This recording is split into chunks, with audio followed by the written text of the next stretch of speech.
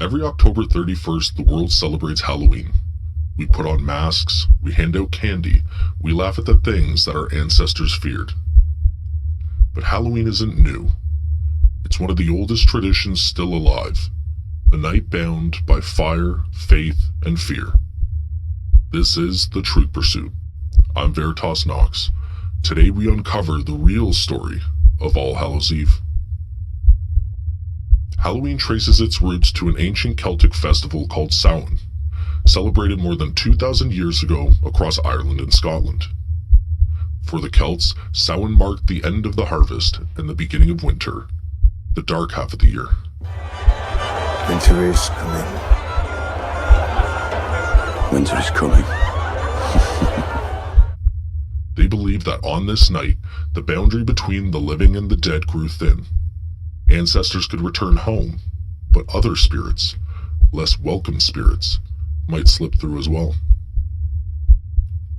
To guard themselves, the Celts built large communal bonfires. Families offered portions of their harvest, and some wore hides or masks to disguise themselves from malevolent forces. Samhain wasn't entertainment, it was a ritual of survival, a moment of reverence and fear at winter's edge. When Christianity spread through Europe, the Church sought to absorb these traditions. By the 8th century, Pope Gregory III declared November 1st as All Saints' Day, a day to honor Christian martyrs and saints. The evening before became All Hallows Eve, eventually shortened to Halloween. But the older practices persisted. People still lit fires, they still dressed in disguises, they still left food for the dead. Rather than erase Samhain, the Church absorbed it, creating a bridge between pagan remembrance and Christian commemoration.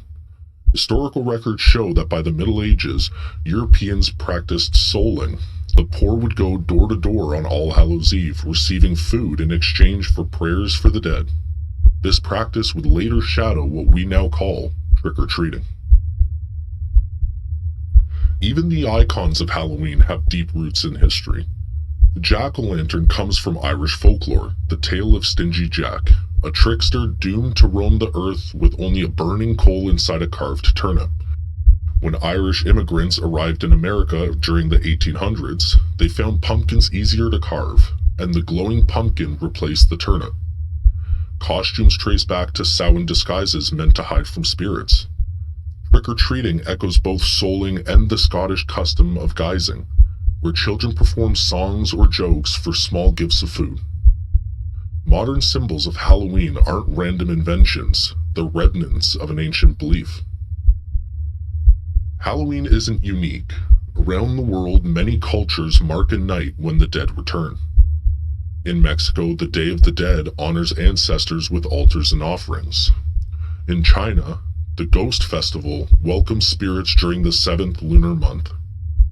In Cambodia, Ancestors' Day invites families to bring food to temples for wandering souls. Different lands, different faiths, but the same intuition. Life and death are not as far apart as they seem.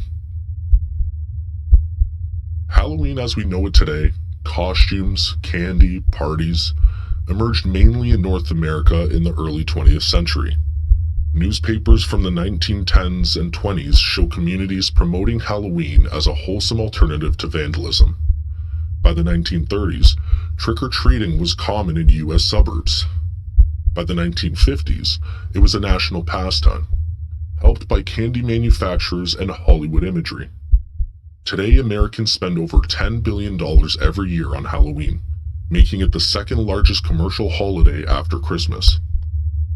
But even with all the sugar and costumes, the old symbols remain. Masks, skulls, fire, and shadows. A reminder of where it all began.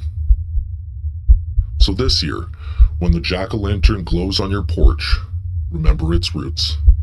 When children knock on your door, think of the poor who offered prayers for food. When you put on a mask, know that long ago, it was for safety, not fun. Halloween isn't just candy and costumes. It's a living extension of Samhain, a night when our ancestors believed the dead returned. And maybe they were right. You've been listening to The Truth Pursuit. I'm Veritas Knox. Stay awake, stay watchful, and remember, the truth isn't lost. It's waiting. Will you pursue it?